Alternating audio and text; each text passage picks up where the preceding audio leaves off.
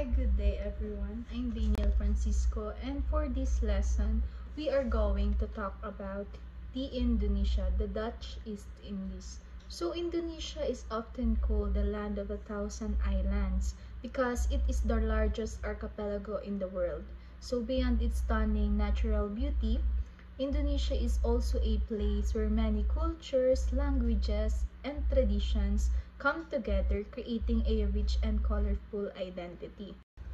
Its story is filled with the rise of powerful kingdoms, the influence of religion, centuries of colonization, a long struggle for independence, and a strong sense of national pride.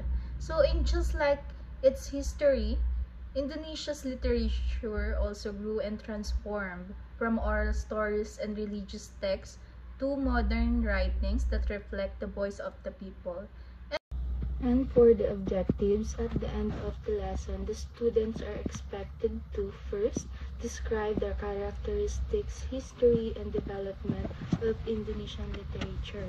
Second, differentiate between prose and poetry in Indonesian literature and give examples of each. Third, identify notable Indonesian writers and their works and explain their contributions to literature and culture.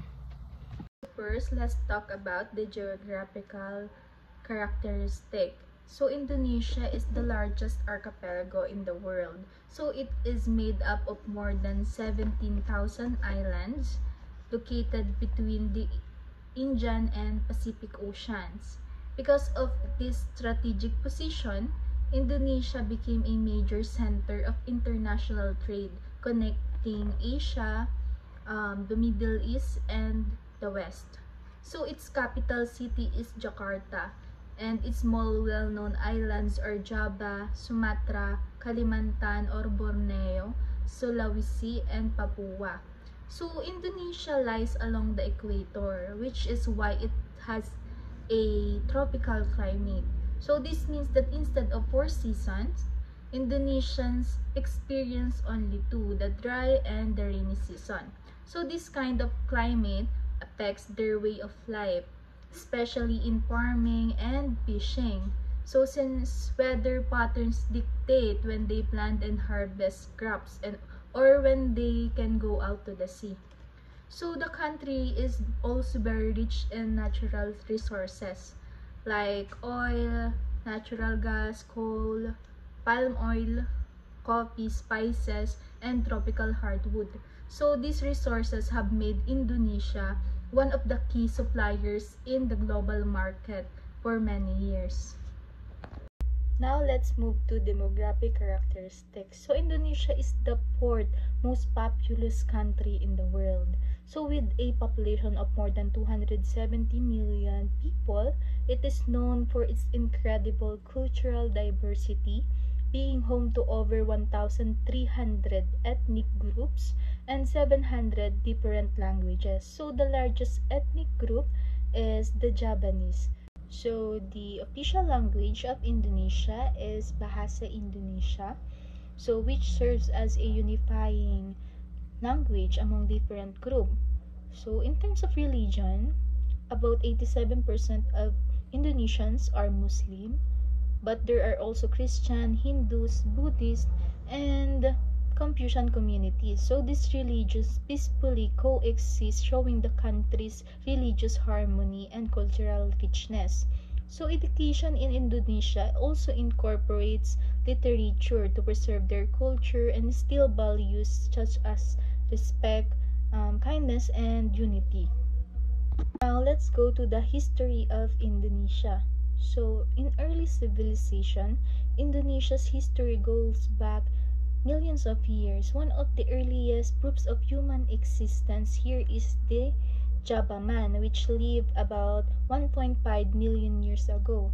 So next is Australian migrants later arrived, bringing farming, seafaring skills, and also language.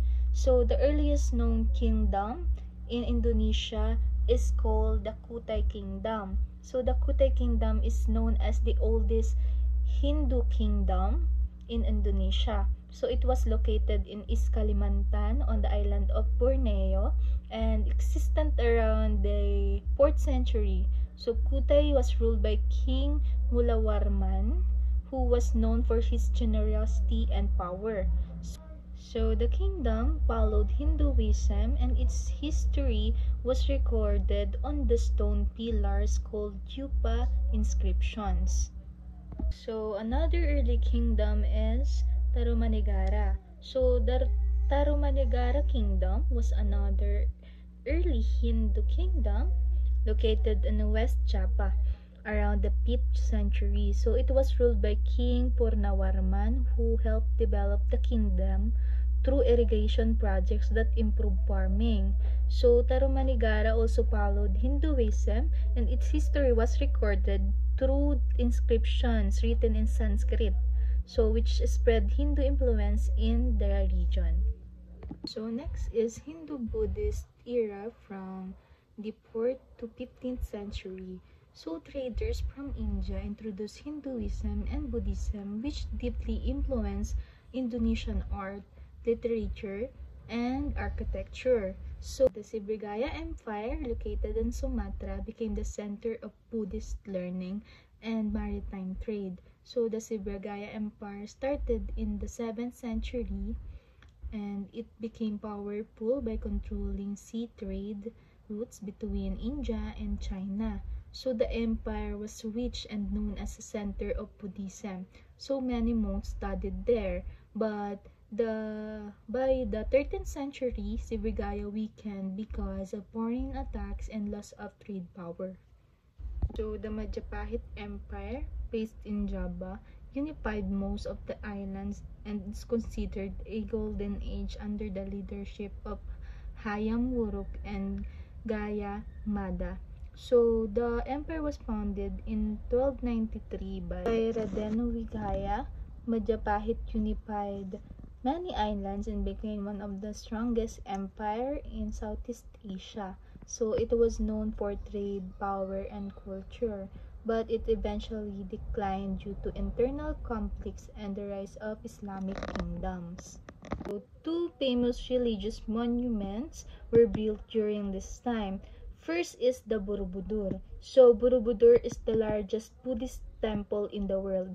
So it was built in 9th century in central Java. So the temple is shaped like a big pyramid with many levels, symbolizing the path to enlightenment. So it has over 2,600 stone carvings and hundreds of Buddha statues. So Borobudur shows how strong Buddhism was during the Srivijaya period.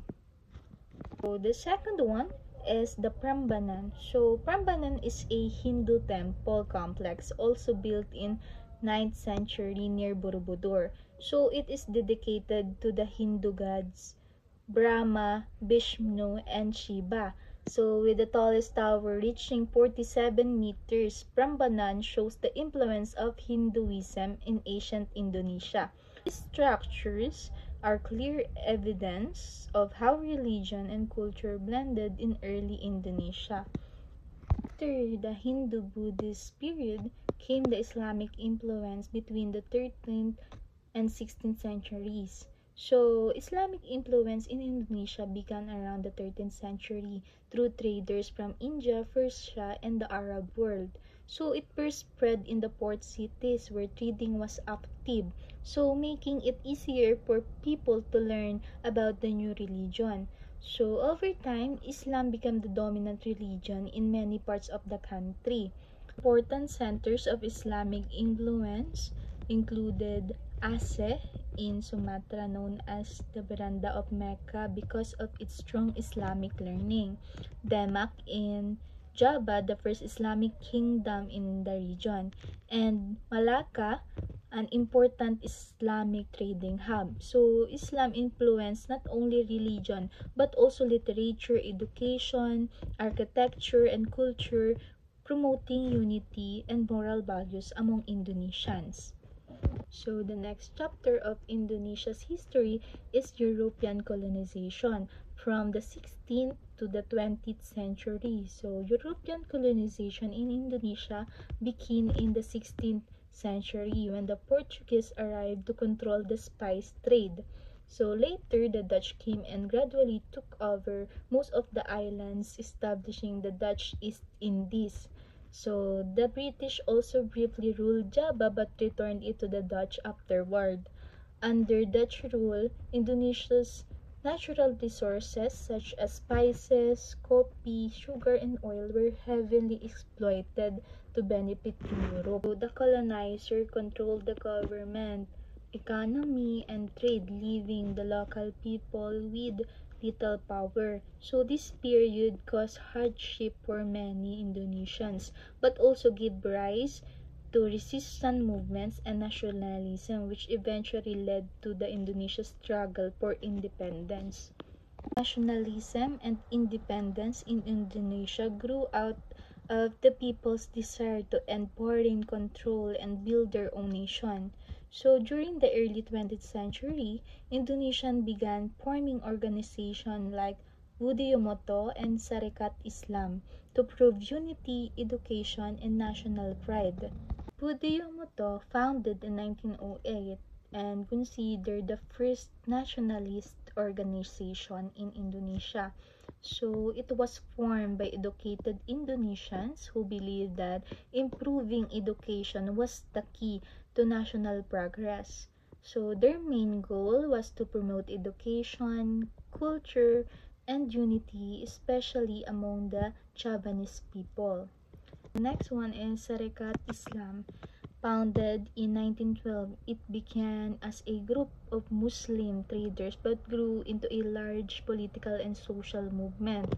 It aimed to protect Indonesian traders from foreign control, promote Islamic values, and encourage unity against colonial rule.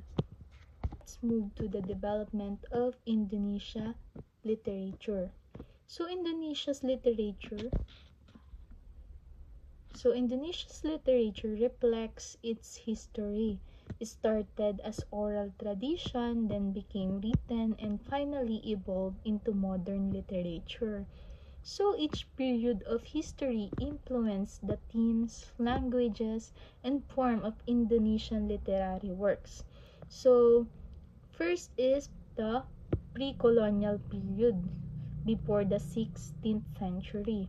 So during the pre-colonial period, most literature was oral. Stories, chants, and poems were passed down from one generation to another. So it was heavily influenced by Hinduism and Buddhism. So teaching dharma or duty and karma, the idea of cause and effect. So the main language used were Old Javanese and Old Malay. So examples of famous literature from this period are first is the Ramayana and Mahabharata. So Ramayana and Mahabharata are ancient Hindu epics from India that were adapted into Indonesian culture. So these stories were retold in local languages and performed through wayang. So wayang is a traditional shadow puppet theater. So the Ramayana tells the story of Prince Rama and his quest to save Sita, while the Mahabharata is about the war between two royal families. These performances were not just entertainment, they also taught moral lessons about bravery, loyalty, and good versus evil. So the next one is Syair Bidasari. Syair Bidasari is a famous Malay narrative poem that tells the story of a kind and beautiful girl named Bidasari.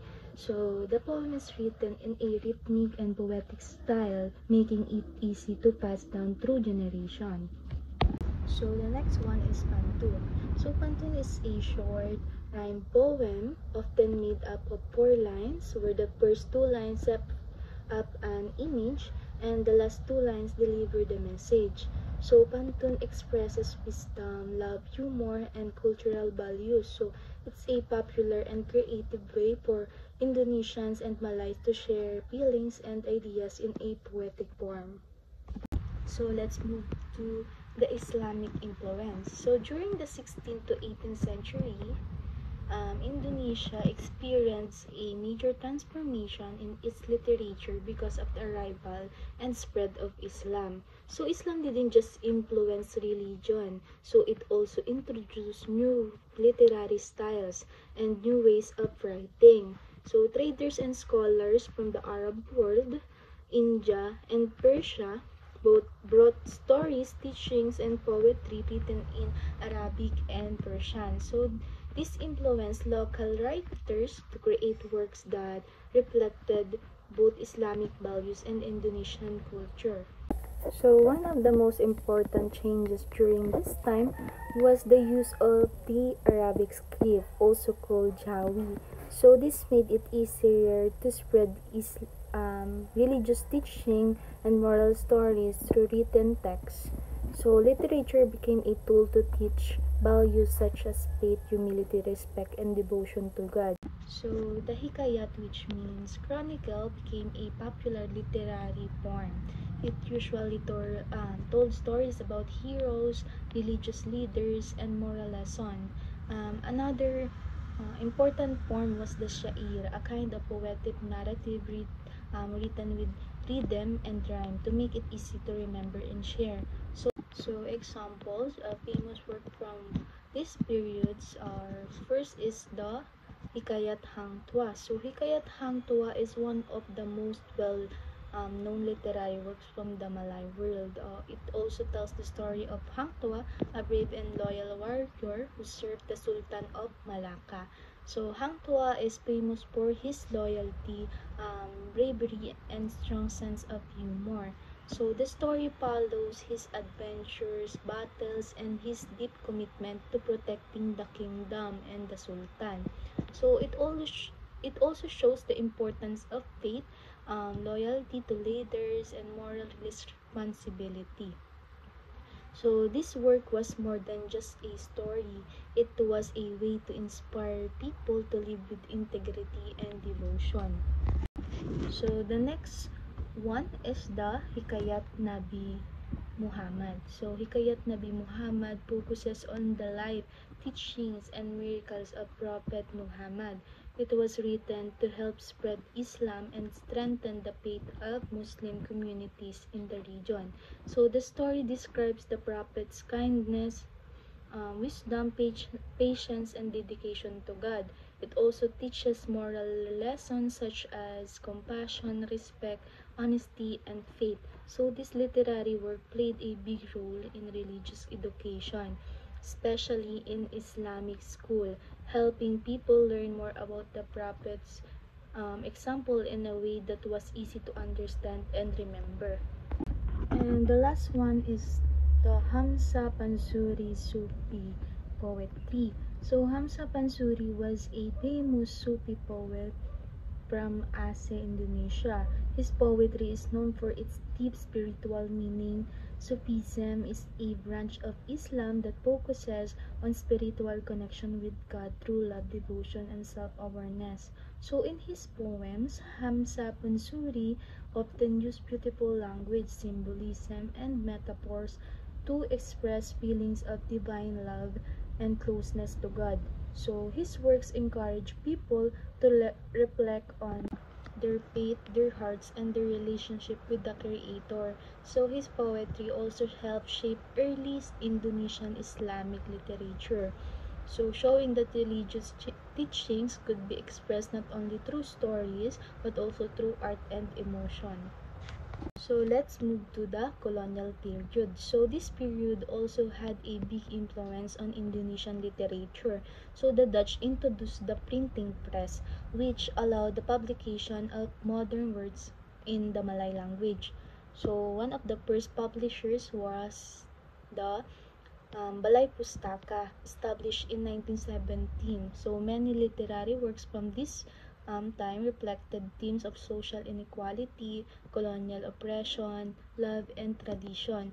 So Balay Pustaka was a government publishing house established by the Dutch colonial government in 1917. So main purpose was to control and monitor literature in Indonesia during the colonial period. So it published books in the Malay language, making literature more accessible to Indonesians. So, but it also censored political and revolutionary ideas to prevent the spread of nationalism. So examples of famous works from these periods include: first is the Asab dan Sensara by Merari Siregar.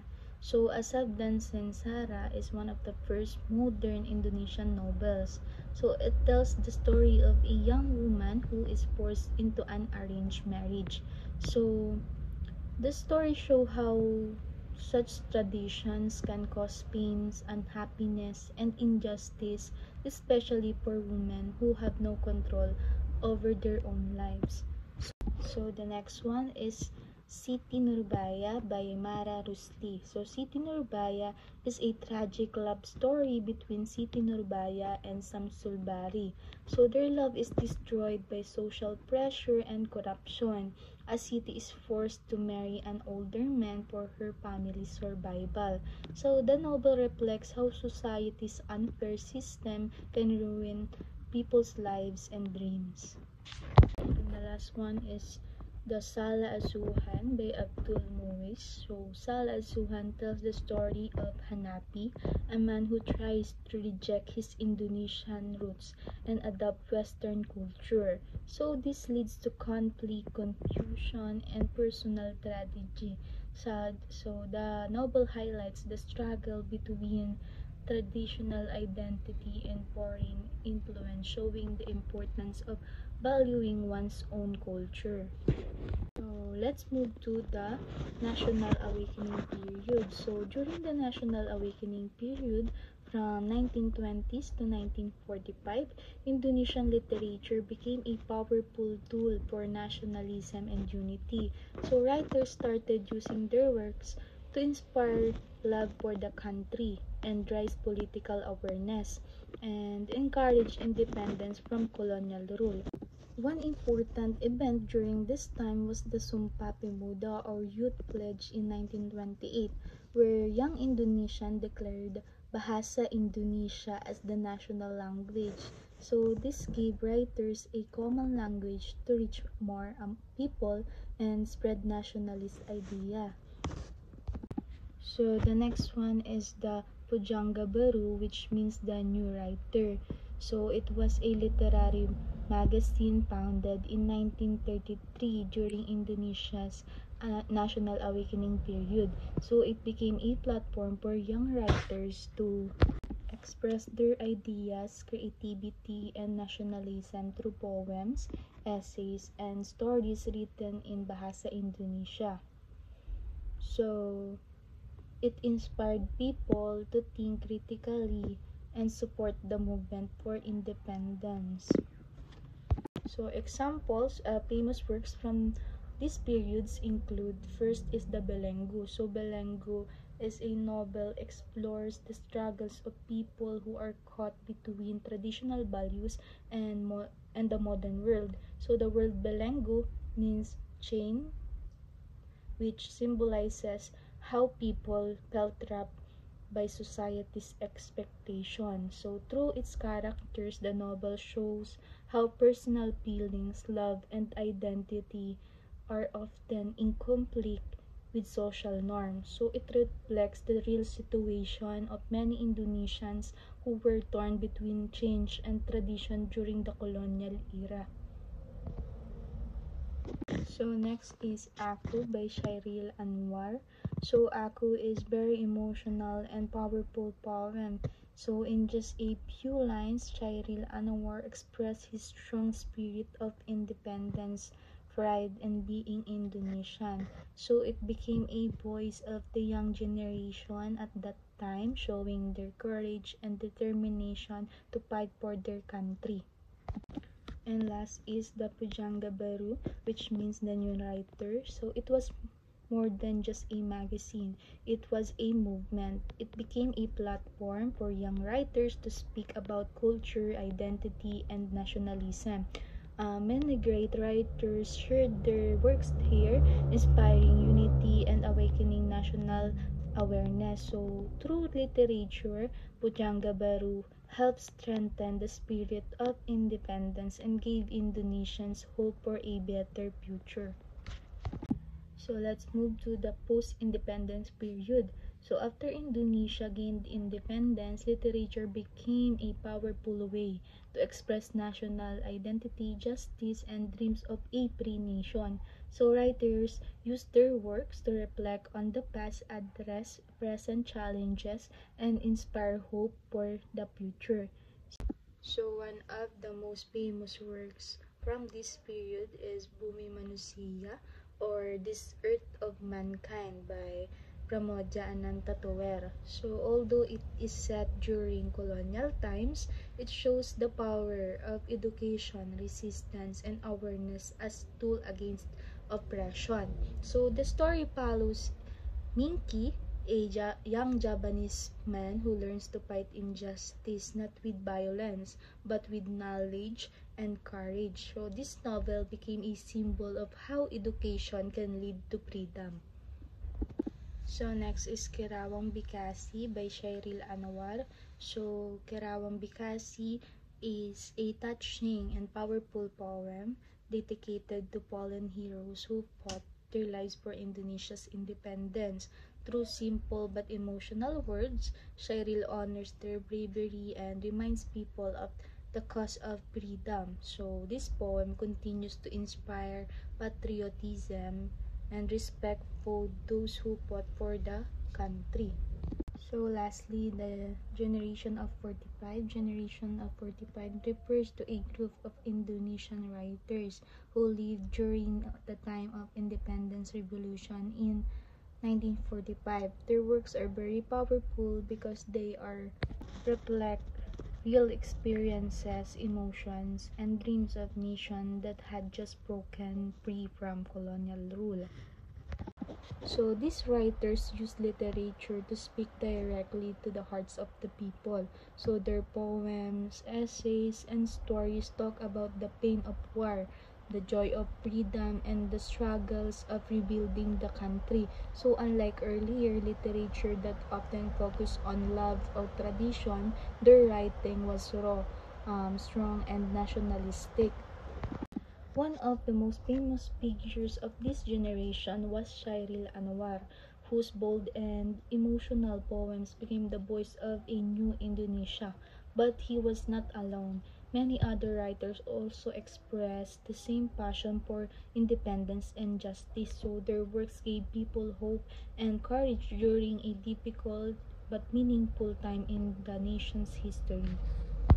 So let's move to New Order period. So during the New Order period, under President Suharto's dictatorship, freedom of expression was very limited. So the government controlled media and heavily censored anything that criticized its rule.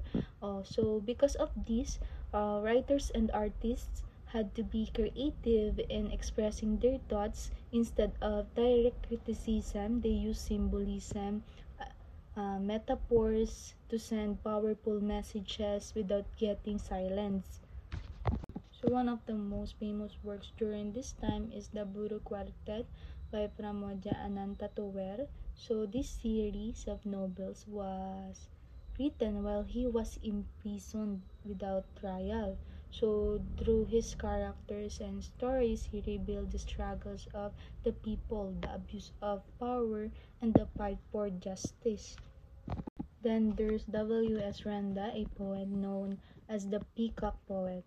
So his poems were full of deep metaphors and powerful imagery, exposing the truth behind corruption and human suffering during the dictatorship. So lastly is Putu Wigaya's plays used absurdism, so a unique, often humorous but thought-provoking way to show the chaos and control of politics. So his works made people reflect on their situation without directly attacking the government. So let's move to the Reform era and contemporary literature from 1998 to present in Indonesia began after the fall of Suharto. So this period marked a new chapter of freedom for writers, artists, and journalists. So they were no longer afraid to speak openly about politics, corruption, gender, religion, identity, and human rights. So literature became a powerful tool for self-expression and social change. So during this era, many new voices and perspectives emerged. Writers explored sensitive and previously banned topics such as government abuse, minority rights, women's empowerment, LGBTQ plus issues, and cultural identity. Unlike in the past, authors now had more platforms to publish and share their work, including books, newspaper, independent publishers, and most recently online platforms and social media. So this period also saw a rise in female and young writers, bringing fresh ideas and different points of view to Indonesian literature. They questioned traditional gender roles, highlighted injustices, and promoted equality. So modern literature became more personal, bold, and diverse. So examples of famous works from this period included: first is the Saman by Ayu Yutami in 1998. So this novel became a literary sensation because it was published just before Suharto's fall, during a time when people were hungry for freedom of expression. So it follows four modern women: first Laila, second Jasmine Cook and Sakuntala, and a Catholic priest named Saman, who later becomes a human rights activist. So the novel discussed love, female sexuality, politics, religion, and social injustice, topics that were considered taboo before the Reform era. Ayu Yutami uses a bold and poetic writing style, giving Indonesian women a stronger voice in literature. Saman also tackles state violence, corruption, and inequality, making it a powerful critique of both political and cultural systems. It marked a turning point in Indonesian literature, showing that writers could finally speak openly without fear. So the next one is the Laskar Pelangi or the Rainbow Troops by Andrea Hirata in 2005. So this novel is based on Andrea's real childhood experiences in Belitung Island. So it tells the story of 10 poor children who fight for their right to education despite being in a small underfunded school. So guided by their passionate teacher, Bu Muslima and Pagharpan, they dream big even when society looks down on them. So the novel celebrates education as a tool of hope and change, showing how learning can break the cycle of poverty. So its message is simple but powerful: never give up no matter how hard life gets. So Laskar Pelangi became an international bestseller, translated into many languages, and even adapted into a movie, making it one of the most famous Indonesian novels in the world. And the next one is the Supernova series by D. Lestari from 2001 to 2016. So the Supernova series is known for its complex and philosophical storytelling. It combines science, spirituality, psychology, love, and technology to explore the meaning of life, human connections, and destiny. So the first book, Supernova, Kshatriya, Putri, dan Bintang Jatuh, introduce characters from different backgrounds: a journalist, a model, a writer, and a philosopher whose lives are mysteriously connected. So, Dili's starry writing is deep, modern, and imaginative, appealing especially to young and educated readers. So the series grew over the years with multiple volumes that challenged traditional storytelling and brought Indonesian literature to a global audience.